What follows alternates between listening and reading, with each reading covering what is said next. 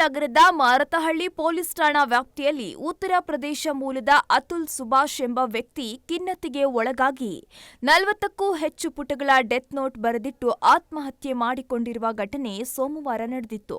ಈ ಪ್ರಕರಣಕ್ಕೆ ಇದೀಗ ಬಿಗ್ ಟ್ವಿಸ್ಟ್ ಸಿಕ್ಕಿದ್ದು, ದಾಖಲಾಗಿರುವ ಎಫ್ಐಆರ್ನಲ್ಲಿ ಸ್ಫೋಟಕ ಮಾಹಿತಿ ಬಹಿರಂಗವಾಗಿದೆ. 2019ರಲ್ಲಿ ಅತುಲ್ ಸುಭಾಷ್ ನಿಖಿತಾ ಸಿಂಘಾನಿಯಾ ಮದುವೆಯಾಗಿದ್ದು ಗಂಡು ಮಗು ಇದೆ. ನಿಖಿತಾ ಸಿಂಘಾನಿಯಾ ತಾಯಿ ನಿಶಾ ಸಿಂಘಾನಿಯಾ, ಸಹೋದರ ಅನುರಾಗ ಸಿಂಘಾನಿಯಾ ಹಾಗೂ ಸಂಬಂಧಿ ಸುಶೀಲ್ ಸಿಂಘಾನಿಯಾ ಸೇರಿ ಅತುಲ್ ಮೇಲೆ ಸುಳ್ಳು ಕೇಸ್ ಹಾಕಿದ್ದಾರೆ. ಆ ಕೇಸ್ನ ಇತ್ಯರ್ಥಕ್ಕಾಗಿ 3 ಕೋಟಿ ಕೊಡಬೇಕು ಅಂತ ಒತ್ತಾಯ ಮಾಡ್ತಿದ್ರು. ಮಗನ ಭೇಟಿಗೆ ಅವಕಾಶ ನೀಡಲು 30 ಲಕ್ಷ ಹಣಕ್ಕೆ ಬೇಡಿಕೆ ಇಟ್ಟಿದ್ರು. 3 ಕೋಟಿ ಹಣ ನೀಡದಿದ್ರೆ ನೀನು ಬದುಕಬೇಡ, ಆತ್ಮಹತ್ಯೆ ಮಾಡ್ಕೋ ಅಂತ ಅಣಕಿಸ್ತಿದ್ರು.